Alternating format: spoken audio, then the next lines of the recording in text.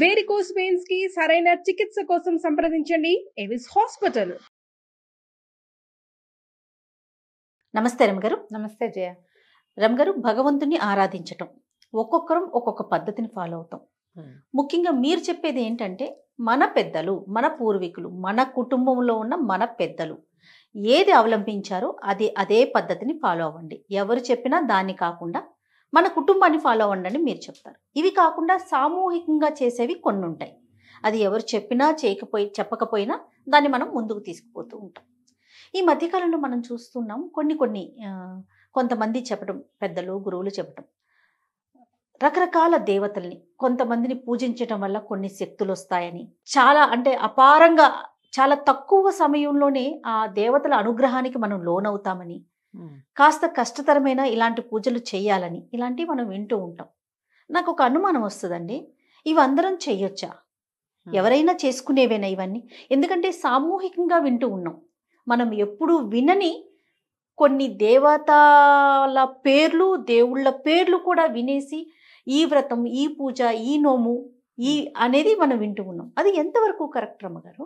ఇప్పుడు కూడా స్వధర్మ నిధనం శ్రేయ, పరధర్మము ఎప్పుడూ భయావహంగానే ఉంటుంది. సాత్విక దేవతారాధన సమయాచారమే మన పద్ధతి. మనం మామూలుగా కూడా ఒక 50 ఏళ్ల క్రితం, ఒక 30 ఏళ్ల క్రితం మన ఇంటా వంట లేదు. మన చిన్నప్పటి నుంచి మన ఇంట్లో దీపారాధన కూడా తెలియని వాళ్ళు చాలా మంది ఉంటారు. అవును. క్రమంగా ఏంటంటే మనకి ఏమైనా సమస్యలు, మనకే ఏదో ఆస్థ దేవుణ్ణి చేసేసుకోవాలి అని దేవాలయానికి వెళ్తే ఎవరో ఏదో పూజ చేసుకున్నారు, అది బాగుందని చేస్తారు. సత్యనారాయణ వ్రత కథలో అలాంటిదే చూస్తాను చూడు మనం. అవును అవును. ఎక్కడో దారేపోతూ వాళ్ళు ఎవరో చేసుకుంటూ ఉంటే ఇది ఇంత మంచిది, ఇది ఇంత సింపుల్ అంటే చేసుకోవటం. ఒకళ్ళని చూసి ఒకళ్ళు నేర్చుకున్నారనే సత్యనారాయణ వ్రత కథ మనం ప్రతి పెళ్లిలోను, ప్రతి గృహప్రవేశంలోనూ వింటామా? అవునండి. ఈ కార్తీక మాసం అయితే ఎన్నిసార్లు ఎంతమంది ఇళ్లలోకి వెళ్తామో ప్రసాదం తెచ్చుకోవటానికి. ఇది పాయింట్. కాకపోతే సాత్వికమైన దేవతల ఆరాధన ఎవరి దగ్గరైనా చూసి విని కాదు, వినిలేదు. సత్యనారాయణ వ్రతంలో ఆ దేవతార్చనని చూసి ఆ తీర్థప్రసాదం స్వీకరించి ఈ స్వామికి నేను కూడా చేస్తానని చెప్పుకున్నారు.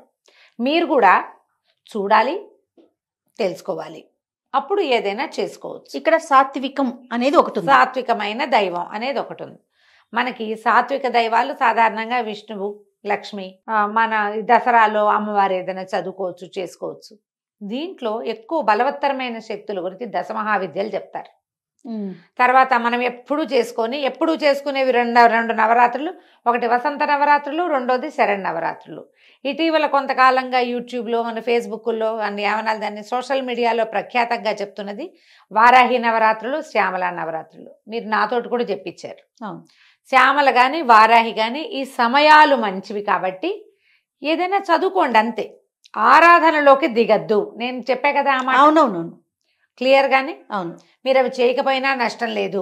చేసేటప్పుడు జాగ్రత్తగా చేయాలంటే అసలు వారి అమ్మల ఆరాధన ఎక్కడ చేయొచ్చు? ఏదైనా పీఠంలోనో, క్షేత్రంలోనో, పీఠాధిపతుల దగ్గర కూర్చోస్తే అలాంటి చోట అటెండ్ చేయొచ్చు, ప్రసాదం తెచ్చుకోవచ్చు తప్ప మనం చేయకూడదు. మనం చేసుకునేదైతే కాదు. అంటే చేయటం వల్ల ఇబ్బందులు ఉంటాయా, లేకపోతే ఏదైనా లోపం జరిగితే సమస్య వస్తుందా? సరిగ్గా చేయకపోతే బెడిసి కొడతాయి. నీకు సరిగ్గా అంటే నీకేం తెలుసు? మొదట అసలే తెలియదే మనకి. మనం విని వాళ్ళు వీళ్ళు మేం చేసుకున్నాం అని చెప్తే నువ్వు విని చేసుకుంటారు. ఇప్పుడు మనకి ఎలా అయిందంటే, పెద్దవాళ్ళు, గురువులు, లేకపోతే ప్రవచనకర్తలు, చాలా ఎక్కువ విషయ పరిజ్ఞానం ఉన్నవాళ్ళు దీన్ని ఏదైనా ఇది చేసుకోవచ్చు అని చెబితే ఫాలో అవ్వటం కాకుండా, ఇప్పుడు ఎవరైనా సరే మేము ఆ గుడికి వెళ్ళాం, ఆ పూజ చేసుకున్నాం, ఈ గుడికి వెళ్ళాం, ఈ పూజ చేసుకున్నాం, లేకపోతే ఇదేదో చేసాం, విపత్కర పరిస్థితుల్లో ఇది చేసాం, దీనివల్ల జరిగింది అని సామాన్యుల దగ్గర కూడా విని కాపీ చేసుకుంటున్నాం. ఇప్పుడు మొత్తం ఊరంతా పూజలే ఉన్నాయి జయ. అవునండి. ప్రతి వాళ్ళు ఎవరో ఒక ప్రత్యేక దైవాన్ని ఆరాధిస్తూనే కనపడుతున్నారు. అది మంచి విషయం అయినా మంచిదే. కాకపోతే ఇది బెడిసికొడితే అది ఆలోచించలేకపోతున్నాం. మనకేం తెలీదు వాటి గురించి. తనకి ఎలాంటి ఆచారం పాటించాలో తెలీదు. చాలా ఇళ్లలో ఆడవాళ్ళు పూజలు చేసుకుంటుంటే మగవాళ్ళు శుభ్రంగా నాన్ వెజ్ వండించుకుని తింటారు. అన్ని రకాల క్రియాకలాపాలు జరుగుతూనే ఉంటాయి. కొన్ని దైవారాధనలకి అవి కుదరకపోవచ్చు. మాంసాహారం ఆవిడెవరికో అమ్మవారికి పెడతారని మీరు ఇంట్లో వండు తినకూడదు. మాంసాహారం పెట్టడం పుస్తకంలో ఉంది, మనకు తెలియదు కదా. అది కాదు జయ. ఇప్పుడు ఒక గన్ను చూపించాం, నువ్వు దాన్ని గుర్తుపడతావు. దాని పేరు నీకు తెలుసు, AK-47. దాన్ని వాడడం నీకు వస్తుందా? వాడెవడో ఒకడు ఇది AK-47 నేను ఎప్పటి నుంచో చిన్నప్పటి నుంచి వాడుతున్నాను, నాకు చాలా బాగుంది అని చెప్తే నువ్వు కొంటావా దాన్ని? కొనం కదా, ప్రమాదం అది. అవునా? ఇప్పుడు ఒక బాంబు తయారు చేయటం, బాంబులు తయారు చేశారు, నాలాంటి మామూలు వాళ్ళని తీసుకెళ్తే దాన్ని మనం వాడగలమా? లేదు. చూసి ఊరుకోవాలి. కరెక్ట్ నమ్మగారు. ఇవి కూడా అంతేనమ్మా. దేవతారాధన ప్రధానమైంది. మన సొంత ఆచారాన్ని పాటిస్తూ వెళ్ళే విధానాన్ని పాటించండి. ముఖ్యంగా ఇతరులు చేసే దేవతారాధనలోకి వెళ్ళొద్దు. ఏదైనా భగవంతుడే కదా అనే ప్రశ్న లేవనెత్తుతూ ఉంటుంది. ఇప్పుడు నేను అదే అంటున్నా, మరి మీకు ఒక దైవం ఉన్నప్పుడు ఇంకో దైవాన్ని నువ్వెందుకు వెళ్ళినట్టు? ఏదైనా భగవంతుడేగా. నువ్వు నూకాలమ్మనో, అంకాళమ్మనో, అంకమ్మ తల్లినో, వీరమ్మ తల్లినో, తలుపులమ్మనో నువ్వు అర్చించేటప్పుడు నువ్వు ఇంకొక వేరే దైవారాధనకి ఎందుకు వెళ్తావు? నువ్వు సేమ్ ప్రశ్న, ఇదే ప్రశ్న, ఇదే క్వశ్చన్. ఇంకా అందులో వేరే నీకు ఒకటి ఉన్నప్పుడు దాన్ని మరింత శ్రద్ధగా చెయ్యి. మీ ఇంట్లో ఏమైనా మరి ఎందుకు పరుగులు తీస్తున్నాం అంటారు? చెప్పండి, మీ ఒపీనియన్ చెప్పండి అమ్మగారు. మనుషులకి ఏమంటారంటే మహత్వాకాంక్షలు ఉంటాయి జయ, ఏదో కావాలి ఎప్పుడు కూడా. ఇక్కడ ఏదో సమస్యలు ఉన్నాయి, మనం రోజువారీ చేసేవి చేస్తూనే ఉన్నాం. ఈ ఇంట్లో ఇన్ని ప్రాబ్లమ్స్ ఎందుకు ఫేస్ చేస్తాం మనము? చాలా కష్టాలు ఉన్నాయి. వారాహం చేస్తే అదేదో కష్టాలు తీరుతుందని ఒక అమ్మాయి ఎవరో చెప్తుంది, ఒక అమ్మగారు చెప్తారు, అటు పరిగెడతారు. అక్కడెక్కడికో వెళ్ళండి జయ. ఇందులో దర్గాలను కూడా చెప్తారు జయ. అవునండి. ఇప్పుడు అలాగే కదా పరమతంలోకి వెళ్ళిపోతున్నారు మన వాళ్ళు. ఆయన్ని నమ్ముకో, నీ కష్టాలు తీరుస్తాడు. అసలు కష్టాలు లేకుండా ఎవడైనా లోకంలో మనిషి ఉంటాడమ్మా? ఏ మతంలో ఉన్నా, ఏ మతం వాడికైనా జబ్బులు తప్పవు. ప్రేమించుకోవటాలు, లేచక్కపోవటాలు ప్రతి దాంట్లోనూ ఉన్నాయి. పిల్లలు మాట వినకపోవటం ప్రతి దాంట్లోనూ ఉంది. ప్రమాదాలు ప్రతి వాళ్ళకి వస్తాయి. అందరం మనుషులమేనా? వాళ్ళు ఏమైనా దిగొచ్చారా? వాళ్ళు దిగొచ్చింది లేదు, మనం దిగిపోయింది లేదు. మనమే తెలియక మనం కూర్చున్న కొమ్మని నరుక్కుంటున్నాము. కూర్చున్న కొమ్మలు నరుక్కోకండి. మీరు కూర్చున్న కొమ్మకి పువ్వులు పూయించే ప్రయత్నం చేయండి. దానికి సరైన పోషణ చేయాలి ముందు. ఇప్పుడు మన ఇంట్లో మనకు ఒక పద్ధతి ఉంది, ఏదో ఆరాధన, వీళ్ళు మీ ఇంట్లో ఏం లేదు, మా ఇంట్లో ఏమీ లేదండి అంటారు. నేను ఈజీ మెథడ్ చెప్తా ప్రతిసారి. ఒక పురోహితుడిని పెట్టుకోండి, ఒక్క గురువుని పెట్టుకోండి. యూట్యూబ్లో ప్రవచనకర్తలు కానీ, కథలు చెప్పేవాళ్ళు నాతో సహా, కార్తీక పురాణం చెప్పేవాళ్ళు కానీ ఎవ్వరూ మీ గురువులు కారు. గురువు అంటే మీ అమ్మా నాన్నలాగా మీ కష్టం సుఖం మోసేవాడు. నేనేదో కూర్చుని తీర్పుగా చెబితే నన్ను ఫాలో అవ్వటం పొరపాటు. ఇక్కడ ఇలా ఉంది విషయం వరకు తీసుకోమంటున్నారు. అంతే తీసుకోవాలి. ఇందులో అద్భుతమైన పేరున్న మహానుభావులు, ప్రాతస్మరణీయులు, పొద్దున్నే వాళ్ళని తలుచుకోవాల్సిన వాళ్ళని కూడా గురువు గారని మీరు అనకూడదు, అనుకోకూడదు. మంచి మాటలు చెప్పేవాళ్ళు మంచి మాటలు చెప్పేవాళ్లే, గురువు కాదు. గురువు నిన్ను సరైన దారిలో నడిపించేవాడు. నువ్వు చేసిన తప్పుని తనదిగా తన మీద వేసుకునేవాడు. ప్రవచనకర్తల్ని ఆధ్యాత్మిక గురువులుగా మీరు అనుకున్నారనుకోండి, పోనీ ఉండండి అలాగే, వాళ్ళు చెప్పిందే. అలా ఉండరు. మీరు ఆ గురువుని వింటారు, ఈ గురువుని వింటారు, ఇంకో గురువుని వింటారు, మధ్యలో నాబొట్టి పెద్దకాయలను కూడా వింటారు. ఇన్ని కలిపి ఇంత కన్ఫ్యూజన్కి ఎందుకు వెళ్తారు చెప్పు? ఇది పొరపాటు కాదు, పొరపాటేనా? మీరు ఏదైనా ఒక దేవతారాధన చేయదలుచుకుంటే దానికి తగిన మంత్రము, విధానము, ఆచారము అవేమి లేవండి. పూజ చేసుకుంటే చాలు. ఏం మాటమ్మా అది? అవేం చేయక్కర్లేదు, ఇది చేస్తే చాలు. అన్నం ఒకటే చాలా నీకు? కూర, పప్పు, చారు, పెరుగు వద్దా? ఖచ్చితంగా కావాలి కదా. ఇవన్నీ ఉంటేగా. పోనీ ఒక్క రోజు అయితే తినగలుగుతామేమో. ప్రతిరోజు తింటావా నువ్వు? ప్రతిరోజు తినలేం కదా. తినలేవు కదా. ఎందుకు ఆ పని చేయాలి? నాకు ప్రతిసారి ఫోన్లు నాకు వచ్చే ప్రశ్నల మీద నాకు ఎప్పుడు అలాగే అనిపిస్తుంది. వీళ్ళు ఎందుకు ఇవేవో పెట్టుకుంటారు? కేకలిస్తా కొంతమందిని చేయ. నా దగ్గర హార్ష్ వర్డ్స్ వినేవాళ్ళు చాలా మందే ఉంటారు. ఎందుకమ్మా ఇవన్నీ చేస్తారు అనవసరంగా? కాంప్లికేషన్స్ కదా. ఎందుకు వచ్చిన కాంప్లికేషను, ఎందుకు వచ్చిన టెన్షను? చాలా ఒక భ్రమ కింద. ఇది వరకు సంతోషమాతది ఒక భ్రమ కింద ఉండేది. మంగళవారం ఏమంటారు, రాహుకాల దీపాలు భ్రమలుగా ఉండేవి. ఇప్పుడు 7 శనివారాల వ్రతము, 16 శనివారాల వ్రతాలు, తర్వాత ఏమో ఇంకేమిటి, ఇప్పుడు వారాహి రేపు వచ్చేస్తుంది. శ్యామల 2-3 నెలల్లో శ్యామల. వారాహి చాలా అద్భుతమైన దేవత. మనకి కంచి దేవాలయంలో కూడా కనపడుతుంది అమ్మవారు. అమ్మవారితో పాటు బయట ఆ సన్నిధిలో కనపడతారు. ఎందుకంటే ఆవిడ సర్వసైన్యాధ్యక్షురాలుగా ఉంటుంది, మంత్రినిగా ఉంటుంది. అమ్మవారికి సమీపంలో ఉంటుంది. ఈవిడ చూసి దండం పెట్టి ఆవిడని కూడా చూసి దండం పెట్టి వెళ్ళిపోవాలి. ఓకే, అంతకంటే లాక్కూడదు. కేవలం ఏదైనా సరే ఇప్పుడు ప్రధానమైనది మనకి తెలీదు, మనం వినలేదు, ముందు మనకి తెలీదు. మనకి పాపులర్ అవ్వడానికి ఏదో ఒక కొత్త విషయం కావాలి కదా ఎప్పటికప్పుడు. అంతే కదండి. ప్రతిసారి ఏమిటి మన ఎవరో అడిగారు కార్తీక పురాణం ఏంటండి, అదే చెప్పారు. అది కాకపోతే ఇంకో కార్తీకం ఎక్కడి నుంచి దానమ్మా నేను ఎక్కడి నుంచి వస్తుంది? అవి కూడా 2 పుస్తకాలు ఉన్నాయి మన దగ్గర. ఓసారి ఆసావత్స పుస్తకం కథలు ఇంచుమించుగా అటు ఇటుగా అవే కథలు. శాస్త్రాన్ని మార్చలేం కదా, దాన్ని ఎట్లా మారుస్తాం? నీకు ఏటా ఒకటే పండగ, ఈ పండగకి అధిదైవం ఈయనే ఉంటాడా, ఆయనే ఉంటాడా, ఆవిడే ఉంటుంది, అంతే కదా. వాళ్ళని ఎట్లా మారుస్తాం? మహా అయితే కట్టే చీరల రంగులు, వస్త్రాల రంగులు మారుస్తాం. ప్రతిసారి పాయసమైన పండక్కి అని మానేసి ఏం చేస్తావు నువ్వు? ఏమైనా సూపులు అవి చేసి పెడతావు? టమాటా సూపు, బంగాళదుంపల సూపును పెట్టం కదా. సొంత విధానంలో ఉండండి. ఈ దశమహావిద్యల్ని వాటిని దేవాలయాల్లో కనపడితే అక్కడ దండం పెట్టుకోండి. ఒక మఠంలో కానీ, ఒక పీఠంలో, శంకర మఠాల్లో కానీ, ఏదైనా పీఠాల్లో కానీ నిజంగా అంత ఇబ్బంది ఉంటుందా రమ్మగారు? ఉంటుంది జయ.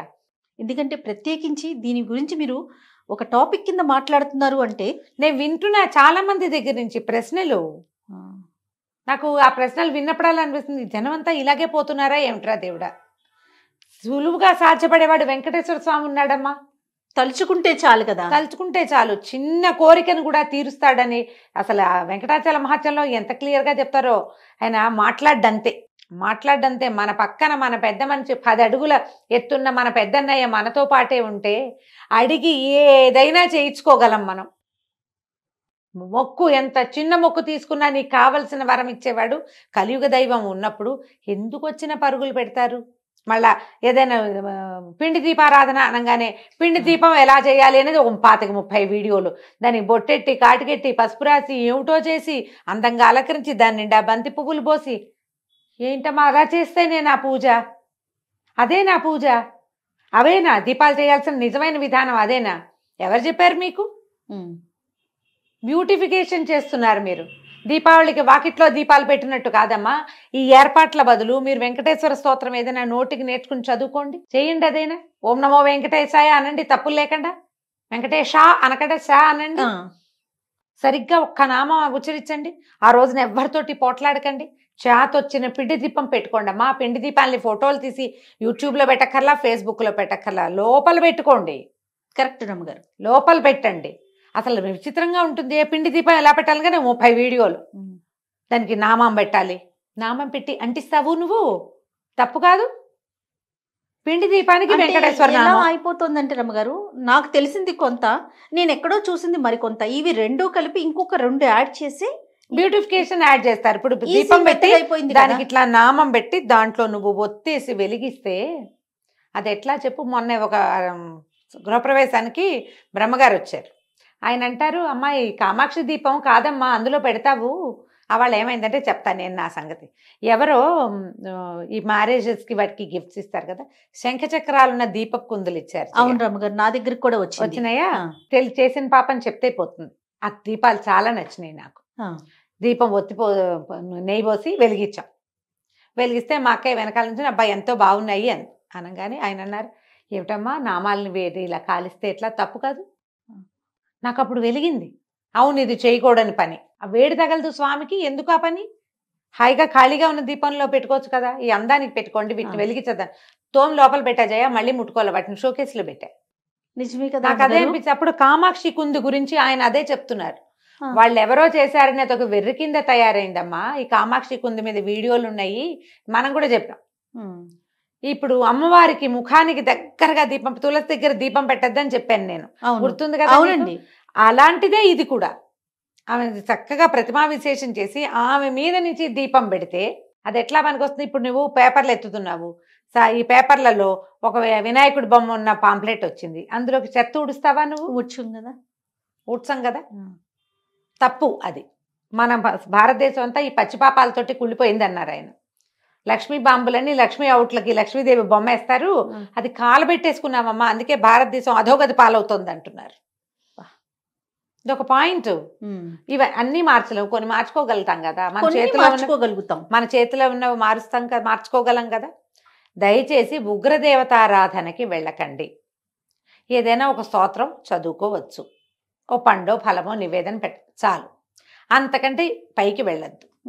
దశ మహావిద్యలు కానీ తర్వాత ఏమి ఇంకా ఉన్నాయి మనకి అమ్మవార్ల స్వరూపాలు, మనం ఇవి చేస్తాం కదా ఈ దసరాలో అమ్మవారికి అక్కడ చేస్తారు.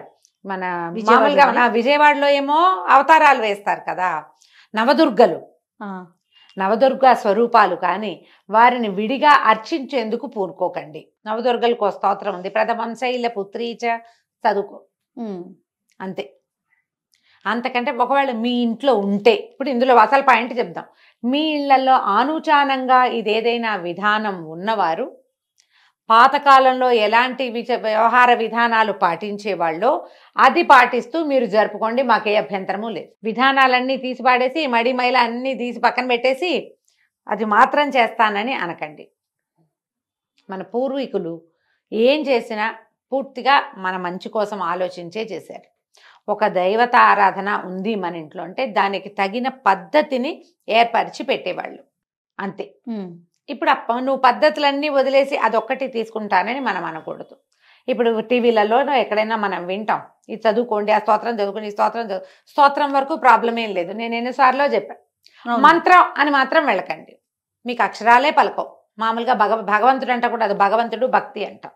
మీరు ఎప్పుడు అనరో అక్కడ రావాల్సిన భావం రాదు. లోపల ఉండాలంటే కృష్ణారామ అనుకోండి, తేలిగ్గా ఉంటాయి. ఈ పెద్ద పెద్ద వాటికి ఎందుకు వెళ్తాము, అనవసరం కదా. కాదు రమ్మగారు, ఇంకొకటి వింటూ ఉంటాం, పలికేవన్నీ తప్పులు పలికేసి భగవంతుడికి అవన్నీ పర్వాలేదు, మన లోపల మనసులో భావన ఉండాలి అంటారు. నువ్వు అసలు తప్పు పలకటం ఎందుకు, మనసులో భావన అదొకటి అనిపిస్తా ఉంటుంది. ఎప్పుడు నేను ఒకటే చెప్తా జయ, ఈ ప్రశ్న నేను 5-6 సార్లు ఎదుర్కొన్నా. నేను ఒకటి క్లియర్గా చెప్తా, నీకు భావమే ముఖ్యమైతే స్తోత్రానికి ఎందుకు వెళ్ళావు నువ్వు? దేవుడా దేవుడా దేవుడా దేవుడా దేవుడా దేవుడా దేవుడా అనుకో, అయిపోయిందిగా. ఎందుకు స్తోత్రానికి వెళ్ళావు? అందులో ఏదో ఉందని వెళ్ళావు.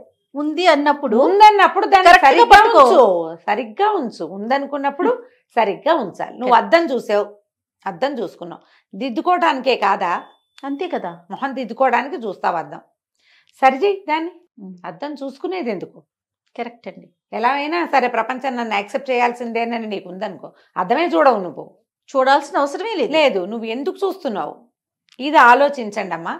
దయచేసి వీడియోలు ఏవి ఉన్నా చూసి వదిలేయండి. అలా అనుకోని ఊరికే శ్రవణంలాగా ఎక్కడో కాసేపట్ల వీడియోలో 5 నిమిషాలు కనపడి వాళ్ళంతా అలంకరించుకున్న దానికి అట్రాక్ట్ అయ్యి మాకు అదేదో బ్రహ్మాండం బదులైందంటే నమ్మద్దు. మీ పిన్నో, మీ బాబాయ్ కూతురో, మీ మావయ్య ఇంట్లోనో ఈ పూజ చేసుకుంటున్నాము, మాకు చాలా బాగుందంటే ఓసారి వెళ్ళి చూసి కావాలంటే అప్పుడు దిగచ్చు. నమస్తే. నమస్తే.